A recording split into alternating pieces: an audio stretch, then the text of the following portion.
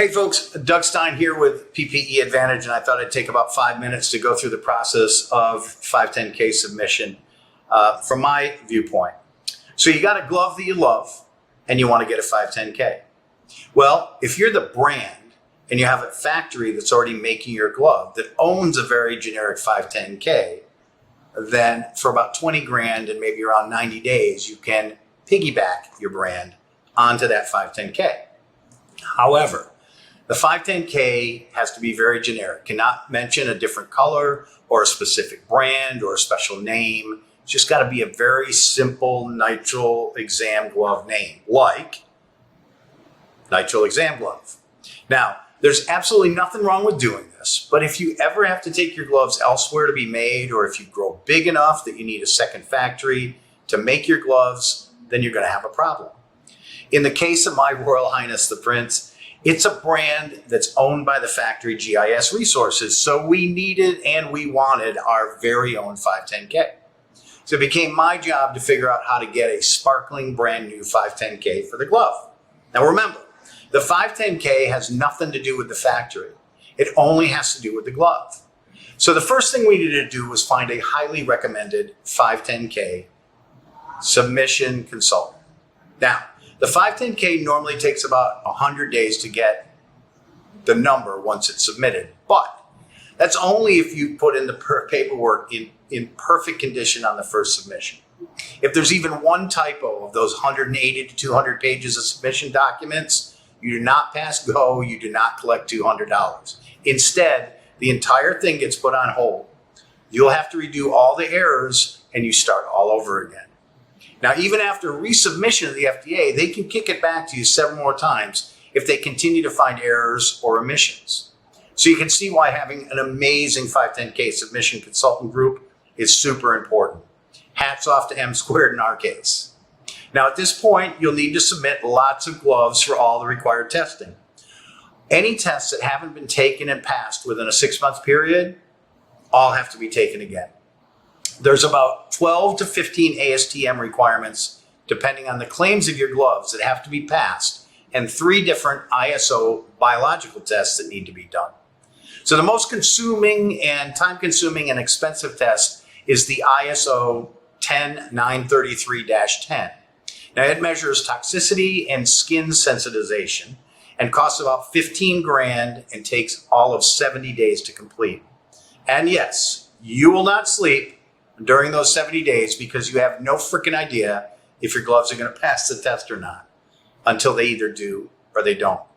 Now you're waiting for those tests to be done. The next thing you have to do is pick a predicate glove. Now a predicate glove is a glove and brand that you're going to select and you're going to claim that it's very similar to yours. Your 510K submission consultant is going to spend a lot of time and effort to make sure your glove and your predicate glove are simpatico in almost all respects. So our consultant presented me with about a dozen brands to pick from. I was able to look through all their testing and all the claims that they made and decide which of the gloves would be considered similar. So with our tests in the works and our predicate glove selected, the next thing we had to do was decide how we're going to submit the application. So there's actually 2 ways to submit a 510K. One is through the normal process, through the FDA portal, where you'll upload the submission documents, pay your fees, and etc. Then you'll wait, you'll pray, you'll hope, you'll dream until your K number is finally assigned. Once submitted, the FDA will start their review of your documents, and if all are in order, they will start the clock ticking through the review and the final K number assignment. And during that process, if they find anything wrong or missing, they kick it back to you to correct. Once you've corrected it, then you resubmit the application. But now you're at a point where you have to correct any mistakes in your submission by answering any questions they have regarding your submission and give them time to assign you the K number. Now this can take up to 100 days. If you've made no mistakes on your submission, you're golden. One thing to note is at this stage, if your glove passes all the required tests and matches closely to the predicate choice, you are past the point where your brand will not be receiving its 510K. It's a foregone conclusion. At that point, you're just waiting for the K number to be assigned. So that's the standard 510K submission process. The second and much less well-known way is through third-party review. Now, third-party review, simply explained, is that the FDA went and appointed 6 510K third-party review consultants in the US that have been authorized by the FDA to review and evaluate 510K submissions on behalf of the FDA. They are the law. Now, this can cut as much as 50 days or more from the review process, but of course, it comes with a price, and that price for speed is about $20,000. Now, the third-party review company, if they're good, while they won't coach you, they will help you to identify issues faster, and they won't require you to start all over again if you have an error or omission on the submission. Say that 3 times fast. But as I mentioned before, they are the final word for the FDA, and they'll normally take between 6 days to 10 days to do the review. And once that's done, and if they're happy with the submission, then they green light it to the FDA. From there, the FDA has 30 days to issue the K number.